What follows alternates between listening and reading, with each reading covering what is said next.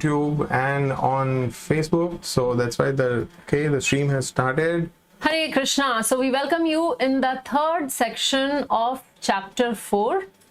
So here in the last session, Yes, we have already covered section 1, section 2 and 3 verses from section 3. So today we will be discussing more into detail about removing reactions, verse number 18 to 24, because 16 and 17 we have already covered. So we will skip these. Yes, and we begin from here. And before we get into the session, we have our Gita rewind or a recap of what you have learned in the last session. So here it is on your screen, and we would be sharing in the poll. Just a moment. This is 2. Yes. Okay, so now it should be in front of you. So read carefully, question by question, and read all the alternatives and mark the correct answer. Our performance depends on your performance. So we really look forward to it, so that it tells us, it's a feedback for us actually, that how well we communicated in the last session. So you are grading us, so be careful. Feedback only about us.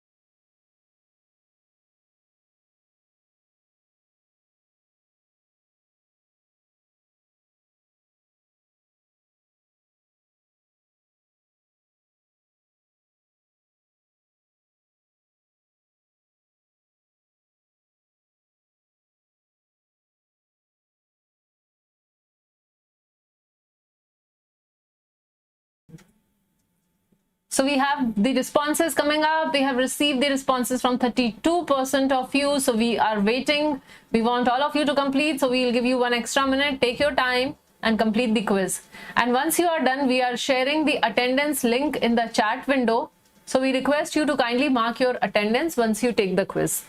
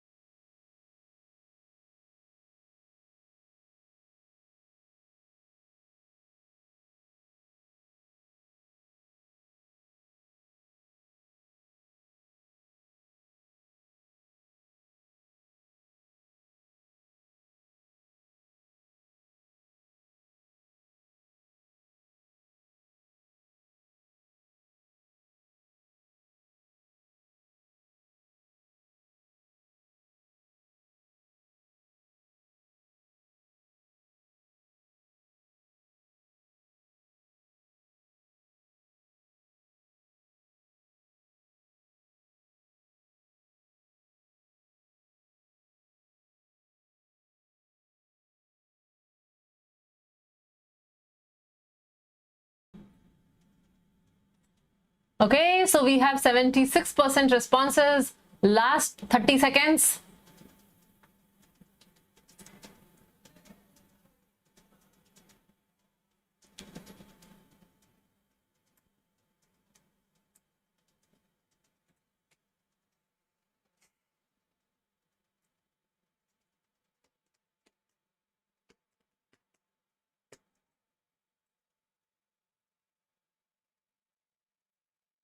Krishna, Krishna Krishna, Hare Hare, Hare Rama, Rama Rama, Hare Hare. So here are the responses of what you have marked. Devotees aspire for. 80% of you have marked option number 3, Bhagwan, and that is the correct answer. We discussed in the last class how there are different type of spiritualists who aspire for different things, and devotees aspire for Bhagwan realization. And from there comes the question 2. All spiritual paths lead to same destination or different destination. So those who are aspiring for Brahma Jyoti, they get Brahma Jyoti, they do not get Bhagwan.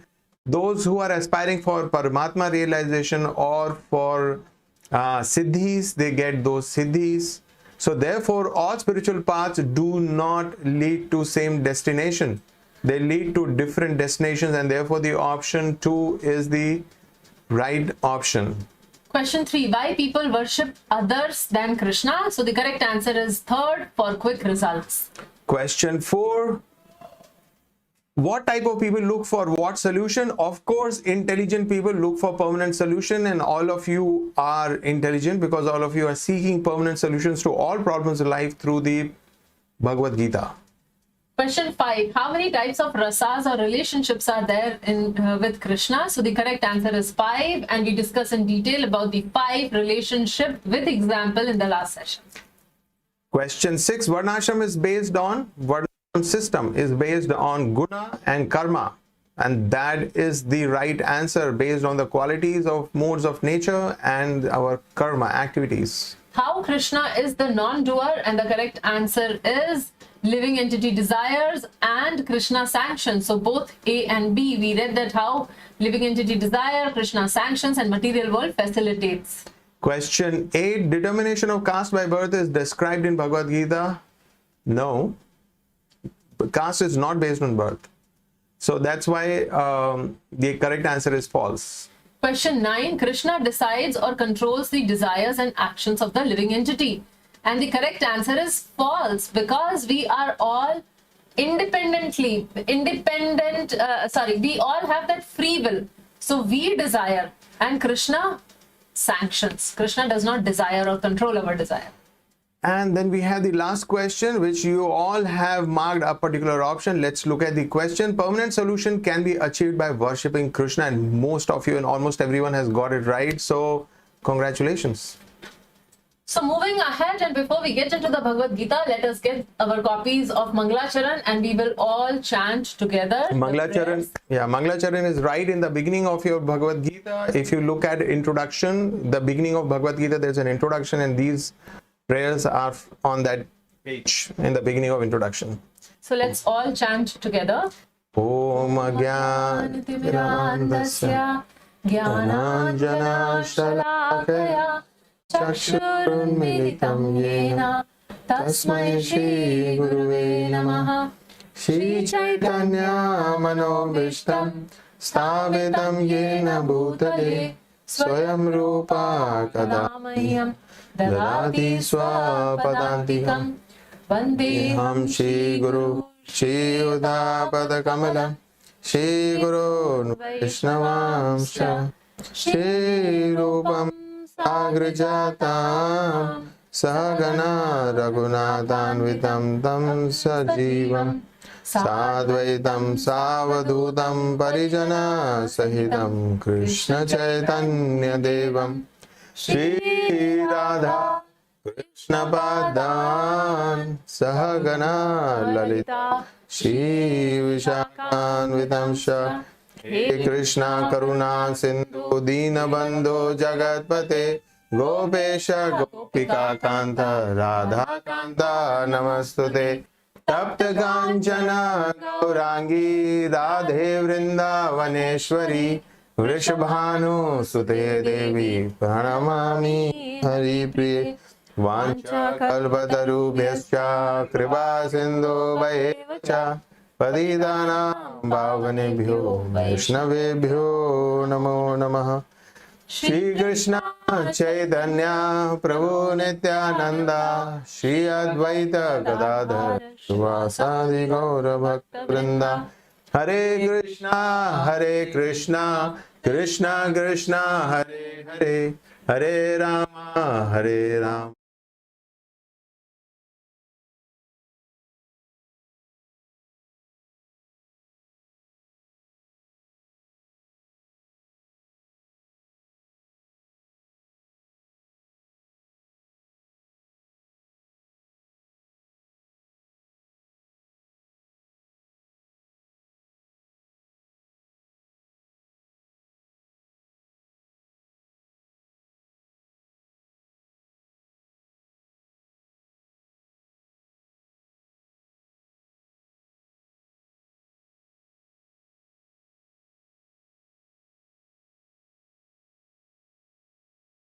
Okay, Krishna. So we get into the section 3, verse number 18. कर्मणि अकर्म यः पश्येद् अकर्मणि च कर्म यः स बुद्धिमान् मनुष्येषु स युक्तः कृत्स्न कर्म कृत्. One who sees inaction in action and action in inaction is intelligent among men, and he is in the transcendental position, although engaged in all sorts of activities. So Krishna is saying here, Sa buddhiman manusheshu. He is the most intelligent person amongst the human being. Who is that? What are the qualities of that person? One who sees inaction in action and action in inaction. So quite a tongue twister there. Prabhupada has translated it. Action in inaction and inaction in action. So let's try and understand. So we have here on our screen 2 points. The first is inaction in action. So now a quick recap from the last session. We have already read about karma, vikarma, and akarma. So here when we are talking about inaction, it is actually referring to akarma or the activities which does not generate any reaction. So what is happening is the person here who's situated in this, he is doing lot of actions, but those actions are not generating any reaction. So that is why his situation is inaction in action. So a person is doing activities like he may be going to his office, he may be taking care of his family needs, he may be cooking at home, doing shopping, all the regular things. So he is doing all type of actions. So how come these actions are not generating any reaction is because for this person, Krishna is in the center. So all his activities revolve around Krishna. And that is why, though he may be earning money and taking care of the family, but his ultimate goal is to please Krishna. So whatever money he gets, he utilizes in the service of Krishna. The family members and others who are there in his life, everyone he tries to inspire to become a devotee of Krishna. So that way, though he has a loving relationship, but those relationships are not binding to him. So this is how the person does inaction in action. On the contrary, there can be a person who is, let's say, who has taken sannyas, who has renounced, and he stays in Himalayas, and he does not do any worldly duties, like he does not have a family or he does not do the regular stuff. But then, of course, because he is a human being, so some little thing he needs to eat for his survival, and for getting that he may have to walk. So he walks, he eats, and most of the time he just sits and sort of meditates. But this person may not be aware of the whole process of Krishna consciousness. What we are talking about, the transcendental knowledge, probably this person does not have that. So what is happening is he is eating, but he is not offering that food to Krishna. So whatever he eats, he may be a vegetarian, he may be just on roots and fruits, yet he is generating certain amount of reaction. So this person is situated in improper renunciation, because though he is in an inactive state, yet he is doing so many actions which are generating the reaction. So to understand it further, we have an example here. So we see there are two parts of this slide. There is one which is in white, and we see a very famous personality. Now he's not a Bollywood or Hollywood star. He's not a politician, but he's great grandson of Henry Ford, the owner of Ford Motors, and his name is Alfred Ford. So why have we put his photo, and that too inaction in action, that is devotional service? Why we have put his picture there is because he is a disciple of His Divine Grace A.C. Bhaktivedanta Swami Srila Prabhupada. So he's chanting 16 rounds every day of Hare Krishna Mahamantra For last 45 years. for last 45 years or more, yeah. And then he eats prasadam, and for example, his one of the most important services, now we see that down he's addressing in some conference and he's dressed in his formals, but if you see the picture on the top, you see him in Vaishnava attire. He's wearing tilak, Vaishnava tilak, And in fact, he's offering the Arati to Panch Tattva in Sri Dham, Mayapur.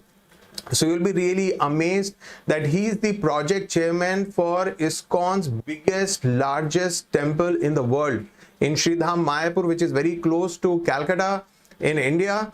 And ISKCON is building the world's largest temple, the functioning temple, and he's the project chairman. So we will actually, at the end of this session, we have a very attractive video which both of us really like, and we thought we'll share that video with you towards the end of this session.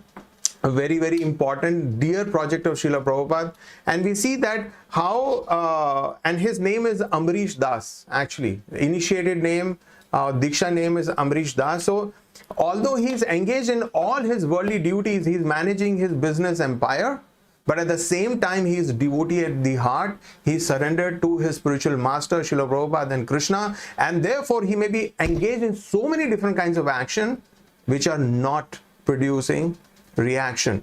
So that's why he is in such an amazing example of inaction in action. And on the other hand, Sukiti was explaining that there may be a person who's renounced, who does not have a job to go to, or who does not really have a family and so many other things like that, but he still, for maintenance of his body, or if he has to move from one place to another, he may squash some ants or some other insects, or for eating he may consume other living entities. The plants also have life. So by that, although he's not really engaged in any action per se, but he's still generating reactions. So that's why that is an example of action and inaction. This is why there's a reason, because he's not engaged in devotional service to the Supreme Personality of Godhead.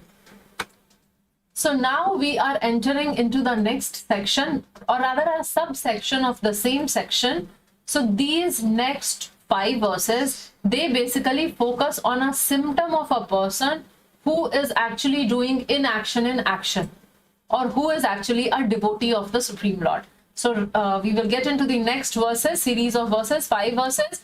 It has a lot of practical inputs, learnings which we can apply in our lives. And first we will try to understand how a devotee acts, how a devotee thinks. Yeah, the internal mechanism, what is going on in his mind and intelligence, that we'll get a peek preview. Shloka number 9 and 20, we'll read the translation. One is understood to be in full knowledge, whose every endeavor is devoid of desire for sense gratification. He is said by sages to be a worker for whom the reactions of work have been burnt up by the fire of perfect knowledge. Abandoning all attachments to the results of his activities, ever satisfied and independent, he performs no fruitive action, although engaged in all kinds of undertaking. So let's see, these 2 verses, they're explaining that this person, this devotee, he has perfect knowledge. He has full knowledge. And this knowledge is like a fire. And we all know the function of fire is to burn. So what is this fire burning? This fire is burning the reactions of the work, of the actions that he has done. Now for all of us, can you just understand, can we just take a stock of situation of each one of our lives? In this life, how many actions that we have taken? Some may be good, some may not be so good. And what about our previous life, which we don't even remember? And the life before that, and the one before that? So if you look at, there are so many lifespans that we have lived, and including this life, that so many actions we have taken, and all of those actions, the result may not have yet come. And we are yet to see those results. So much karmic baggage we are carrying. You know, if we are going from one place to another, we may pack our bags, a suitcase and a bag, but can we imagine the kind of baggage we are carrying of the reactions that we are yet to face? So it is huge, and all that is being burnt up, all that is being fired by this perfect knowledge. So this devotee, he may be engaged because he has perfect knowledge. We will see what it means. So this devotee is engaged in all kinds of activities. but his reactions are being continuously are being burned by this fire of perfect knowledge. And we see that he's devoid of desire for sense gratification. He does not act for his own selfish enjoyment. So let's look at the insights. We have two verses, 19 and 20. We'll first look at the insights of the verse 19. So all these burning of reactions, and he's working without the desire for enjoyment, is because of his perfect knowledge. And what is that perfect knowledge? It is that I am servant of the Lord. Very simple. If you look at Bhagavad Gita very clearly tells us very, very simple topics. Who is God? What is God? Who am I? And what is my relationship with him? And how do I develop that relationship? So it tells us about God, it tells us about us, and it tells us how do I connect myself with God. This is perfection of knowledge, that I am servant of God. And when I really understand this knowledge, and when I modify my, transform my consciousness, and then my thoughts and my words and my actions and my body, everything is engaged in Krishna's service. And therefore, naturally, I'll work without attachment to sense enjoyment. I no longer remain selfish, right? And then with this knowledge, all my reactions are burnt up. So we have a picture of a very, very simple man. If you look at this very beautiful painting, he is a very simple flower man. He's a gardener. And he has those beautiful flowers, and what is going on in his mind? He sees that, oh, these beautiful flowers, whom should I offer? Who should enjoy this? Krishna, right? So therefore, although he grows plants and he plucks flowers and he offers it to Krishna, so there are no reactions for him. In fact, he's making very consistent advancement. And we see here actually Krishna has personally come to take a garland from him. So we have a life lesson. Just like fire burns up everything, similarly the fire of transcendental knowledge burns off one's karmic reaction. And moving to verse number 20 now. So in verse number 20, it is mentioned that this particular devotee, what is his attitude? Because he is detached from the fruits of his actions. So first let's try and simplify this phrase, because Prabhupada uses it and Krishna also mentions that he is detached from the fruits of his action. So he is doing certain things. Like if I have a plant and if I daily water the plant and then some fruits come in that plant and I start enjoying that. So what does this person does is he performs actions, but then he is not attached to the fruits. Or in simple terms, I am taking care of my husband, I am taking care of my father, I am taking care of my children, I am taking care of my job, I am taking care of my nation, and yet I do not have an expectation in return as in what will they do for me. So I am doing as a duty, as a service, because Krishna has provided these people in my life, Krishna has placed these people in my life. So it is my responsibility. Krishna has entrusted me with certain responsibility, and in that consciousness, I take care of all my duties. But then because Krishna has given me the responsibility, I am doing that. I am not expecting that, okay, so I am taking care of my child, better he grows up and he takes care of me. So when I have that expectation, then what is happening is I am not detached from the fruit of action. I may be a wonderful, loving, caring mother, but if this thought goes on that I did so much for my son and he must reciprocate in a particular manner, so which means I am getting attached. But this person, he is detached from the fruits of his action. So he is performing all his duties very nicely. It's not that he stopped doing his duty. He does all his duties very nicely, but in that transcendental knowledge, what we discussed in the last verse, that I am the eternal servant of Krishna. So Krishna has given me a job, and I am doing it to the best of my capacity so that my Supreme Lord, my Master, is satisfied. So when this is the consciousness in which I work, if this is my attitude, then a result is I am satisfied. So I am satisfied because I'm not expecting. See, problem starts happening when I start expecting from others to behave in a way which I want. But in this situation, I am satisfied. I am doing my thing and I am satisfied. Second is I am independent. Independent of what? Independent of my own mind. because my own mind creates otherwise so many expectations. So I'm independent of that because I'm only dependent on Krishna. I depend completely on Krishna to take care of me, to protect me, and I do not depend on other living entities. So I am not really dependent on my son or my boss or my nation to take care of me, because I know that Krishna is my protector. So my complete dependence is on Krishna. And in this way, I achieve a situation which is like anxiety-free existence. So I do not have any anxieties. So this is actually so natural, Sukirti. See, when others cannot save themselves from birth, death, old age and disease, how they can help me to protect myself from birth, death, old age and disease? Yeah. So when they cannot protect themselves, how I cannot receive protection from them? So he understands this point, right? And therefore he actually becomes completely dependent and surrenders to the Supreme Lord. So in fact, nowadays we see that increasingly the population is more and more dissatisfied.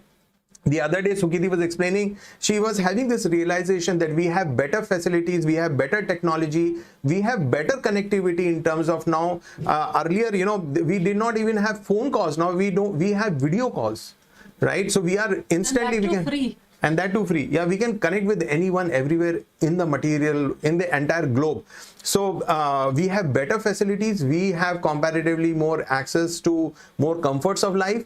But how come people are more dissatisfied? We have more broad-minded society where whatever we do, it is acceptable. People do not budge you so much. Yeah.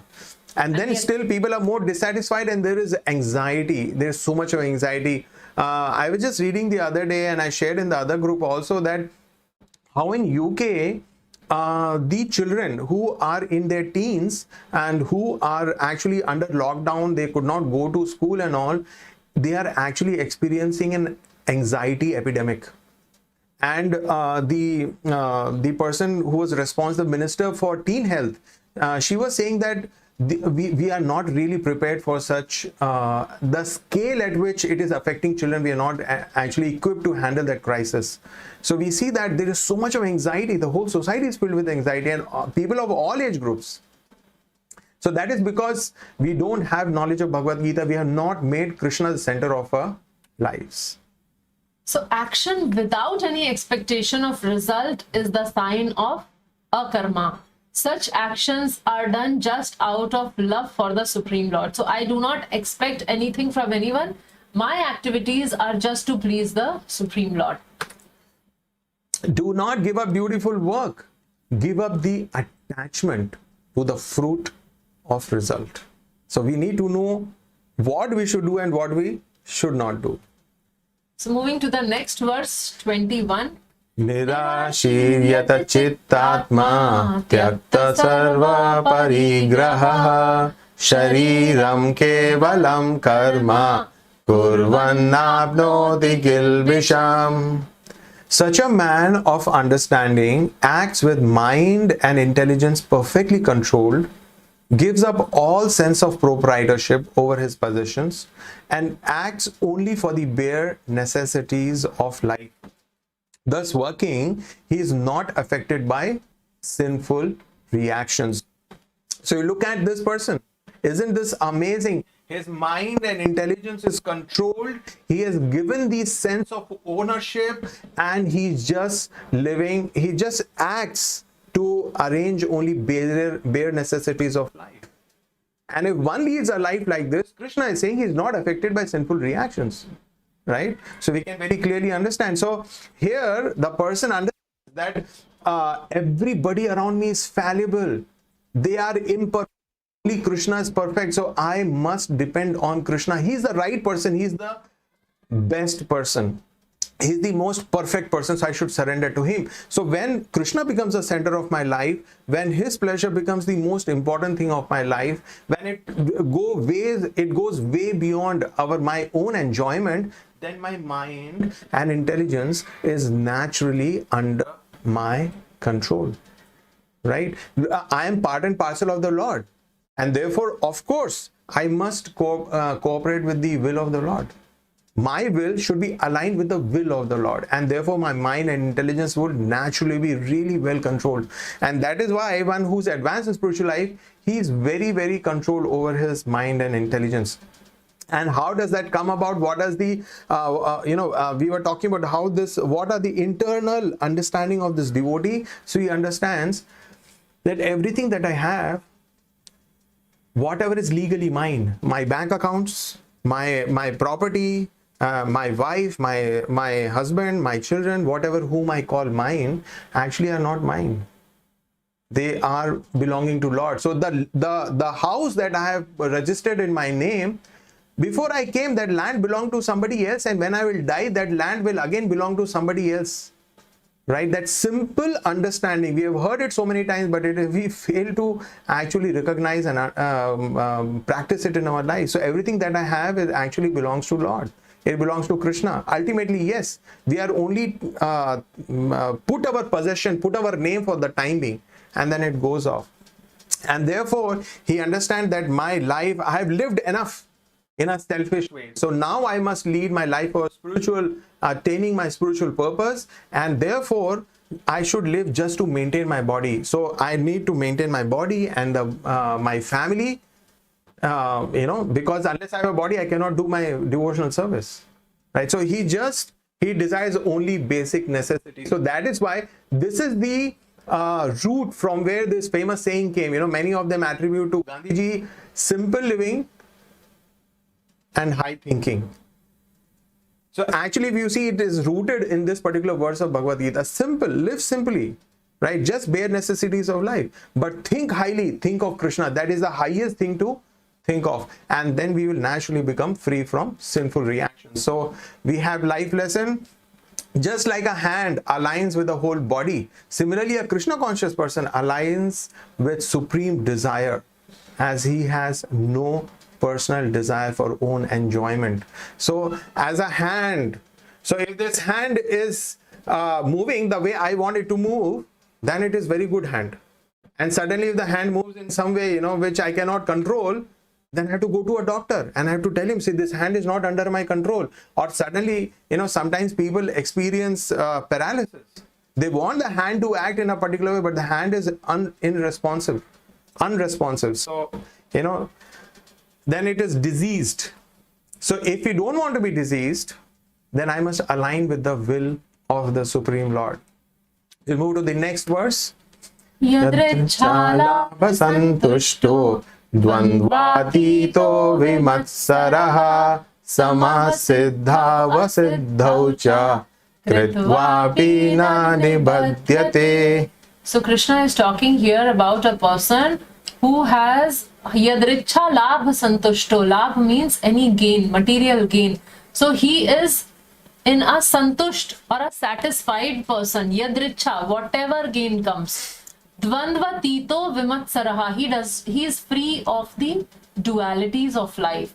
Good or bad, good or evil, pleasure or displeasure, fame or infamy. So he is equipoised there. Samaha siddhau asiddhau cha. Samaha, again, he is steady when siddhau, if his efforts or his endeavors bear some successful result, or asiddhau, or if he is a complete failure. In both these situations, he is steady. So this is a quality of a person who sees inaction and action. He who is satisfied with gain which comes of its own accord, who is free from duality and does not envy, who is steady in both success and failure, is never entangled although performing actions. So here 4 different things are being mentioned in this particular verse. The first one is, I am happy with whatever Krishna provides. So as we were discussing earlier, that this person understands that I have been entrusted with certain responsibilities by my most merciful Master, Supreme Lord Krishna. So in that consciousness, he is doing all his activities. And when he does that activity, some activities may generate some profit also, like he's working. So he may get some promotion, some appraisal, or his regular salary. So whatever comes, he is happy with whatever Krishna is providing. So he does not desire for more. He is satisfied. Up or down, service must go on. So the dualities of life. So sometimes life becomes very favorable. Sometimes people, our loved ones, are very favorable towards us. And sometimes we are misunderstood. Like we do not make any mistake, but then there is some, people do not understand us. That is the feeling which we have sometimes. So either it is favorable or it is unfavorable. In both the situations of life, such a person, his only focus is, how can I serve Krishna? Because he knows that serving Krishna will get him all the perfection in life. So his only motive is to serve Krishna. So whatever is the situation of life, he is focused on his services. The third point, equal in success and failure. So he does his effort, and then whatever comes on its own accord, he accepts. So sometimes he succeeds, sometimes he fails. He does not get very disturbed in a positive or a negative manner, both. Like sometimes success comes and success just gets into our mind. Like people start behaving differently when they become highly successful. So such a person is not disturbed when such a success comes or when he becomes a complete failure. Still, he does not get very disturbed. Why? Because his focus is, how can I serve Krishna? And then the last point here is, I envy none as everyone is part of Krishna. So not only he understands that all my relationships are my service to Krishna, he also understands that everyone else, like my husband, so he is also a part of Krishna. My children, they are also part of Krishna. So I am serving Krishna. So I do not envy the other part of Krishna. So this is how these are the four very significant thought processes which go within him, which keeps him level-headed. So I was just thinking, Sugiti, I don't know how many of you have experienced, any one of you have experienced South Indian wedding, and you have gone there and then you sit down for supper.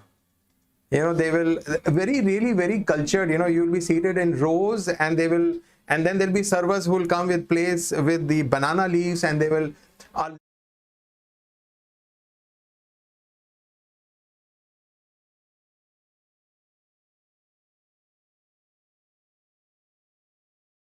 we will not look at our plate, we will look at what others are getting, you know, how much that fellow got and how much the next person got. What did I get, you know, what did I do to get less? Or sometimes I think, what did I do to get more, because this is something which I didn't want. No, don't get, and that fellow will still put it in my plate. Actually, before we understand, the whole thing gets over. Like now we are accustomed to it, we being from North India. So initial days, we would be like, oh my God, what is coming? We would be like thinking, and we'll be fully loaded by the time we think. So it is completely different experience. Yeah, so I was just thinking of that example, that I'm happy with whatever Krishna provides. So whatever comes on my banana leaf is my quota, and I accept it. Whether when they were serving paneer sabji, all I got was gravy.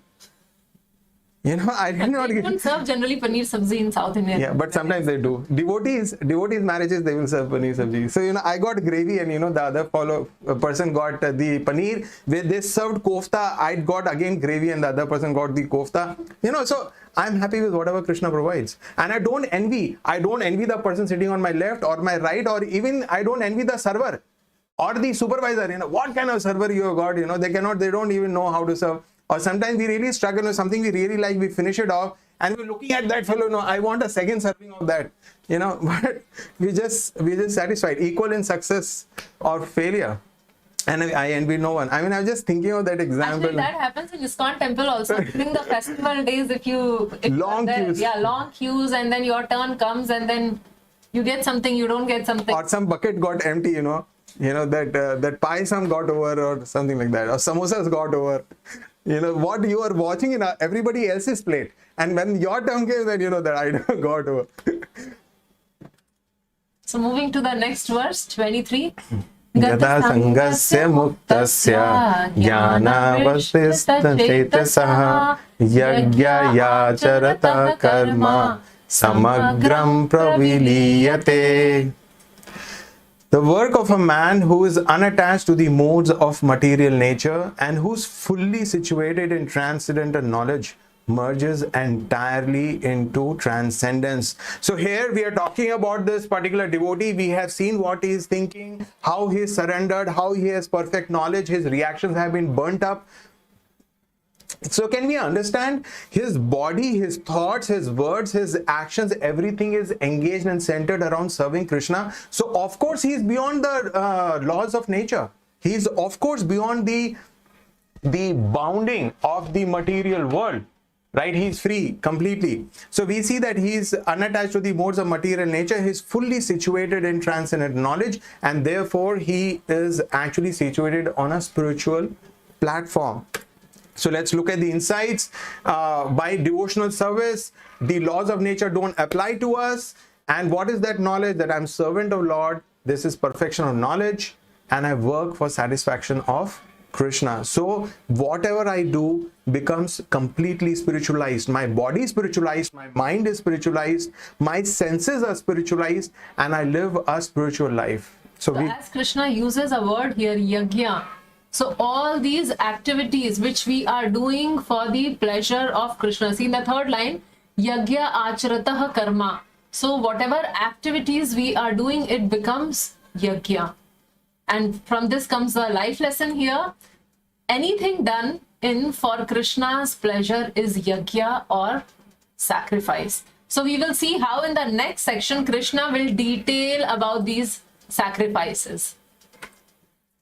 Brahma param Brahma havir Brahmagnau Brahmana hutam Brahmaiva tena gantavyam Brahma karma samadhina.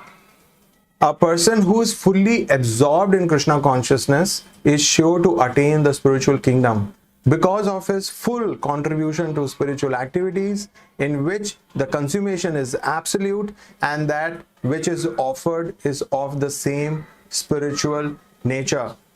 So we look at us. We are situated in the material world.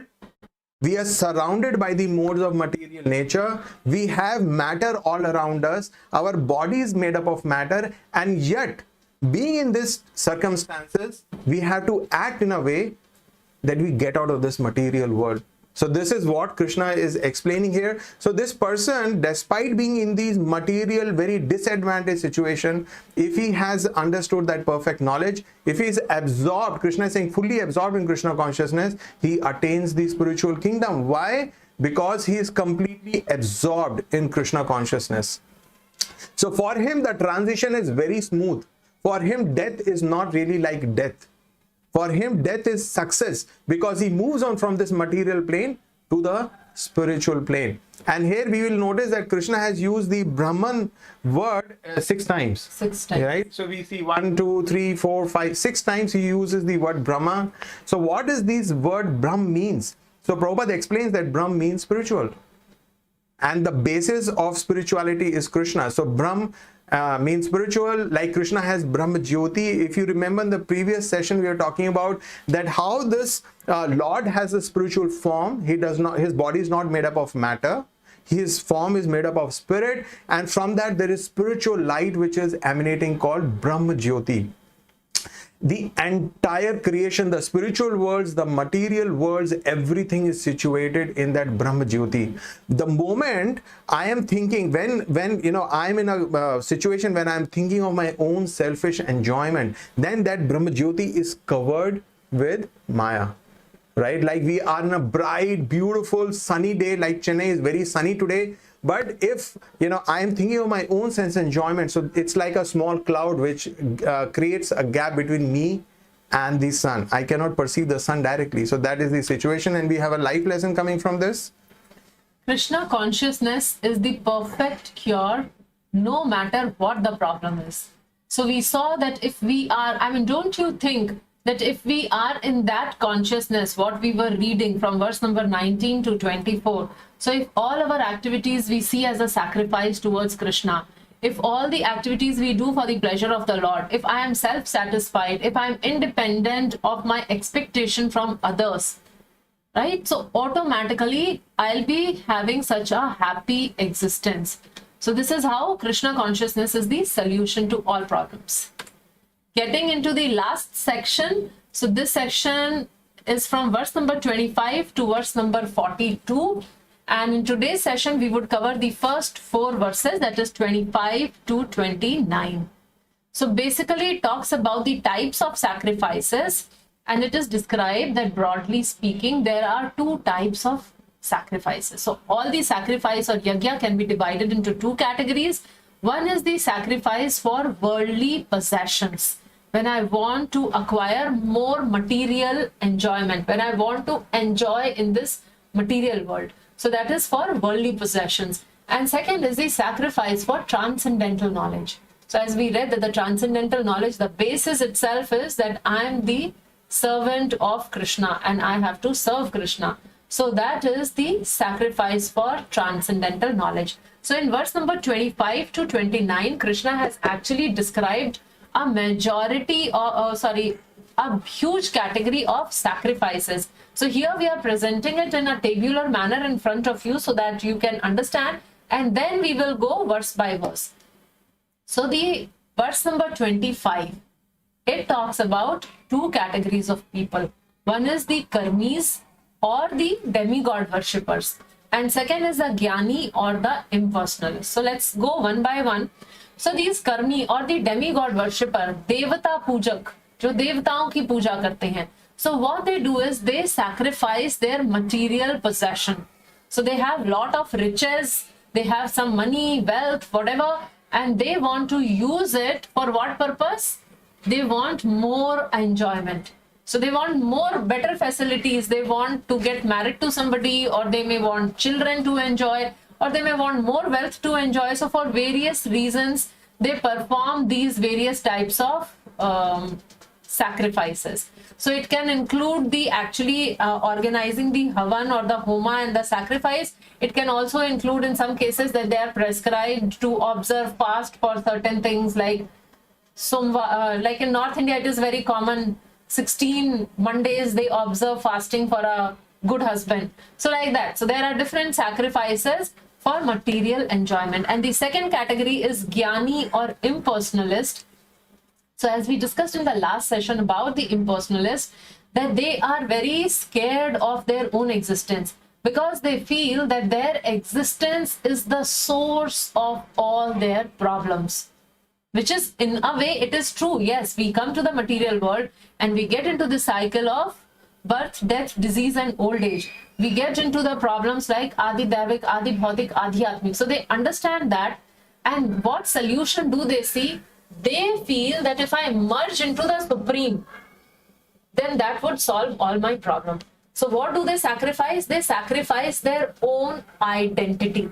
So in order to merge and become one with the Lord, they sacrifice their own identity. So these are the impersonalists. So this we will see in verse 25. Verse 26 talks about another 2 categorization based on the ashram. So ashram means like our social order. So there are brahmacharis who are the celibate men. So they decide not to get married. And what do? They sacrifice their hearing process. So they take strict vow that they would hear only about topics concerning only about Krishna. And that way they control their other senses also. Because when we hear about other things, so we get distracted and we want to enjoy those things. So right from the hearing, they control their other senses. As a result, they attain mind control. So when they get this mind control, when the mind is under their control, then they progress towards spiritual advancement. The 4th category, the grihasthas, where probably majority of us lies, who are the married people, married order of life. So now we take this also as an ashram, and the purpose of any ashram is God realization or spiritual advancement. So being in married life, how can I advance? What is the sacrifice which I can make being in married life? So married life gives a lot of freedom or license to enjoy our senses. So what do we sacrifice? We sacrifice our sense enjoyment. And what happens as a result? As a result, one makes further spiritual advancement. So these are verse number 25 and 26. Coming up 27. 27, 28 and 29, so 5 verses in all actually. Yeah. So 27 verse talks about yogis, they control 10 types of air, and the purpose is for self-realization, because all our senses, see, we need to understand that in all these sacrifices, the objective is to control the senses, because till the time senses are engaged in sense gratification, I cannot focus on self-realization. They are like the two opposite ends.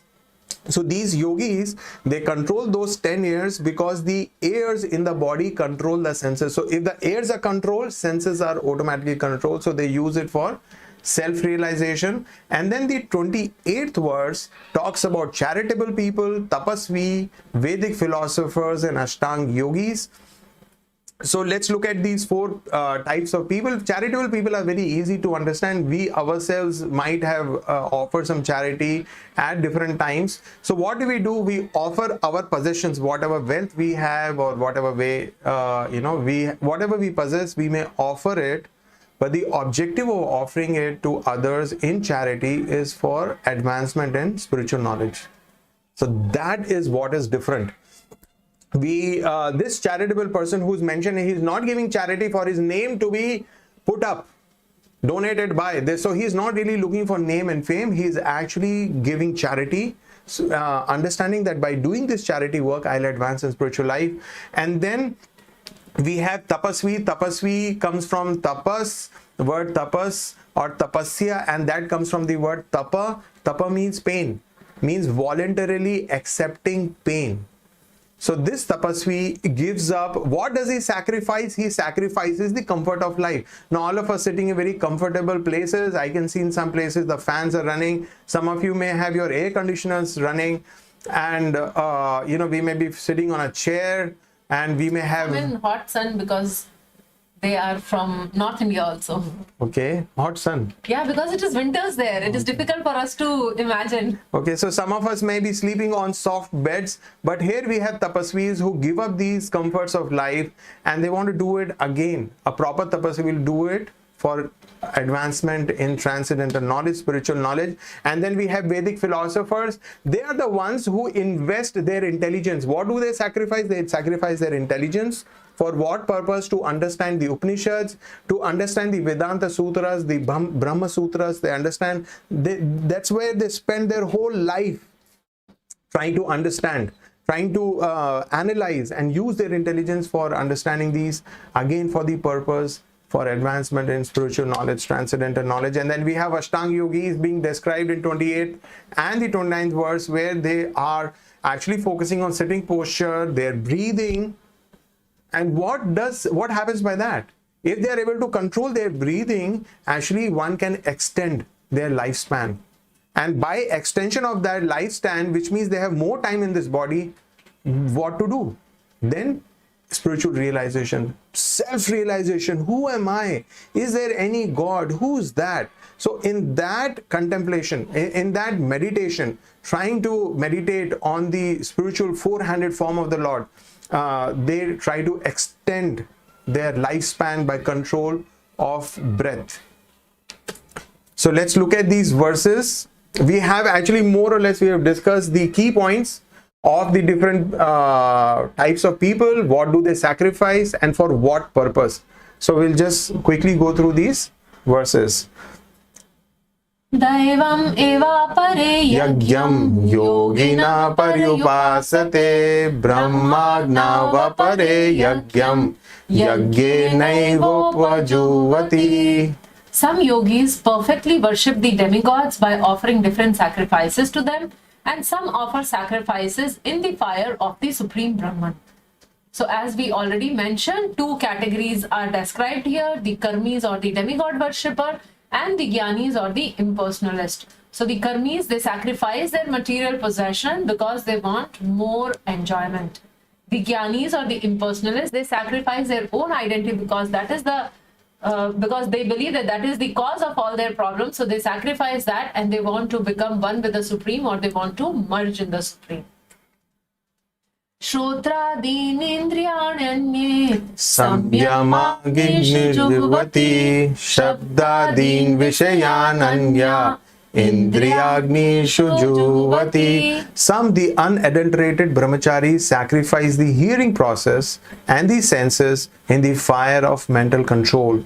And others, the regulated householders, sacrifice the objects of senses in the fire of the senses. So we have two kinds of people.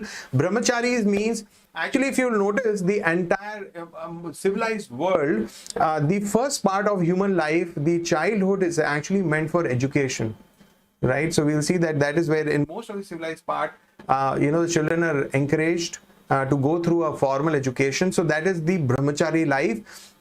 And what is described is actually brahmachari life is a life of abstinence from sense enjoyment, right? And their focus is to use their senses for education and for advancement in spiritual life. So here we see that brahmacharis actually use their hearing, most important, they use their hearing for hearing Krishna Katha, and they use their mouth and tongues to chant the glories of the Lord. So they stay in the Gurukul with the teacher. They go out begging on his behalf. They bring whatever they have to Guru Mata, and then the bhoga is prepared. And when the spiritual master calls them, they have their prasadam, and they're submissive to their guru, and they learn the Vedic sciences from their teachers, from their guru. So this is what the brahmacharis do. And the householders, once they become householders, so of course they get a license to enjoy. Householder means then one has a husband or one has a wife, and therefore one can actually enjoy sexual relationship and other sense objects.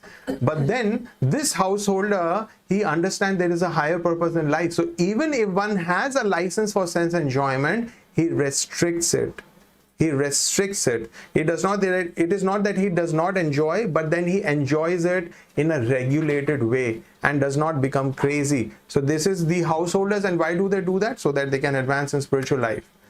Others who are interested in achieving self-realization through control of the mind and senses offer the functions of all the senses and of the life breath as oblations into the fire of the controlled mind. So here we are talking about the Ashtang Yogi, and what they do is they control the movement of the air within their body. So there are 10 different kinds of air, and they try to control that, and hence that leads to a great degree of mind control. So actually this about Ashtang Yogi, there is a great discussion in chapter number 6. Krishna will discuss in detail, and then we will discuss more about this. Having accepted strict vows, some become enlightened by sacrificing their possessions, and others by performing severe austerities, by practicing the yoga of eightfold mysticism, or by studying the Vedas to advance in transcendental knowledge. So here, as we saw previously in that table, that there are 4 kinds of people being spoken about. Charitable people, what do? They sacrifice their possessions. And then tapasvis, followers of rigid and austere rules, they sacrifice the comfort of life. Ashtang yogis, they follow the process mentioned in Patanjali yoga system.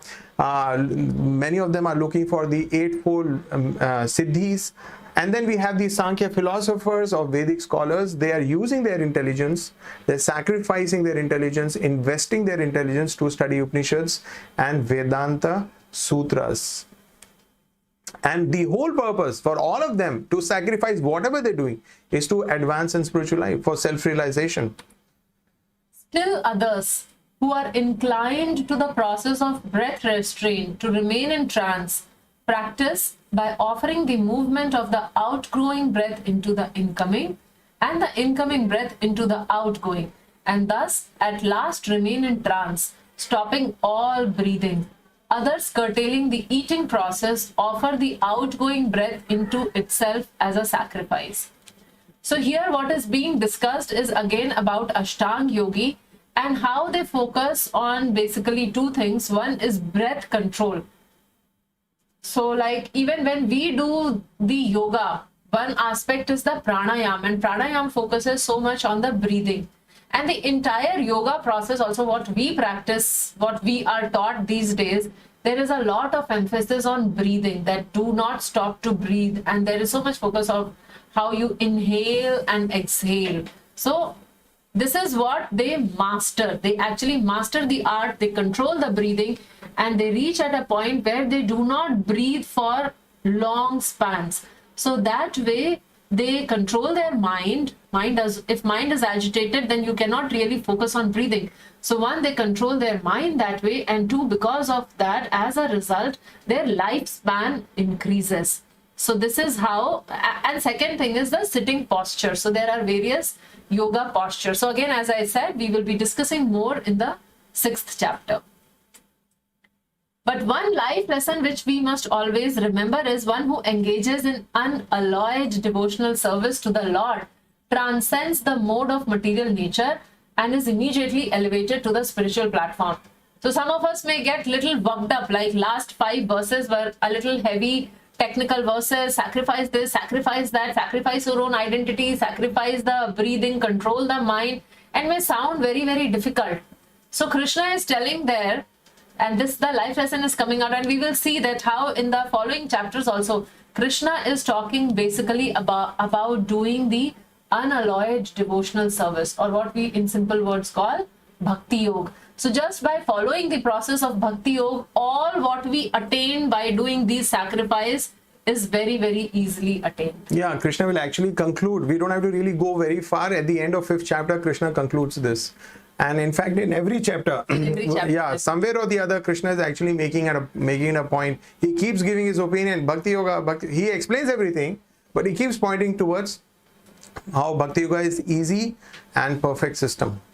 So with this, we conclude our today's discussion, and for next week reading assignment, we have to read from verse number 30 to verse number 42. So next session, we will be completing the first detailed in-depth reading of Bhagavad Gita, chapter number 4. And in the meanwhile, there are announcements being made. I request the moderator to post the attendance link, because there are some who are still asking for it. Yes, Sugi, the announcements. Yeah, so few announcements. One very important thing. Looking forward to see all of you today evening 5 p.m. to 6 p.m. for live Q&A, and kindly send your questions to the Q&A link so that we can take your questions. We will be very happy to do that. Second important announcement is about our website StudyGita.com. So for us to track your progress, it is very, very important. It is like absolutely important. If we want to track your progress, then you should be a registered member of StudyGita.com. We have created a specific, like a school, online school there. So you have all your study material available there, and you also have the quizzes which you are supposed to do. So like next week, we'll be completing 4th chapter, and then there'll be a quiz on chapter 4. So if you have not registered, then you are missing on all these quizzes. And we don't get to know that you are around there. Yeah, you are with us or not. So we really, really request you, please go and register yourself at StudyGita.com and apply for this course, the Gita Mastery course, so that you can follow up. In fact, you would have also noticed that every week we are uploading a video about the shlokas what we are covering. So many of you had shown keen interest that you wanted to learn the pronunciation, the shloka with the meter and proper pronunciation. So one devotee is taking a lot of effort, and every week they are recording, we are making a video, and we are uploading these shlokas. So it would be highly beneficial for you at least to go through those shlokas, even if you're not learning. Just check out those videos, and because it is Bhagavad Gita, these are the words of the Supreme Lord. So just by giving the oral reception to them, we become purified. Yeah, that is another, and sung by devotees, spoken by devotees also. Yeah, so that is another request, that kindly check those videos also. So I guess. And we had a 2 minutes video of Sridham Mayapur, So the Temple of Vedic Planetarium. Yes. Yeah, Temple of Vedic Planetarium. That's what I wanted to say. Okay. So Krishna willing, someday we all can go together. This temple is still under construction. This is, as Prabhu was telling, that this is the world's largest temple as of now. Functioning temple. And this would be inaugurated in 2023. So here is the video. It's coming up.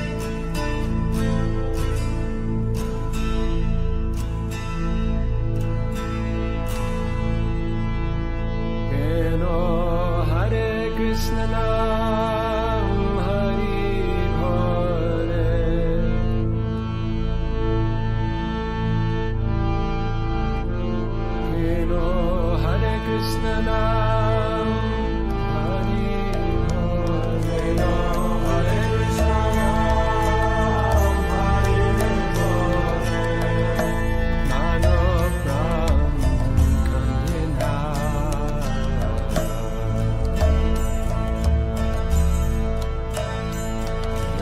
Hare Krishna Nam Hari Hare Mano Pram Kandina Krishna Nam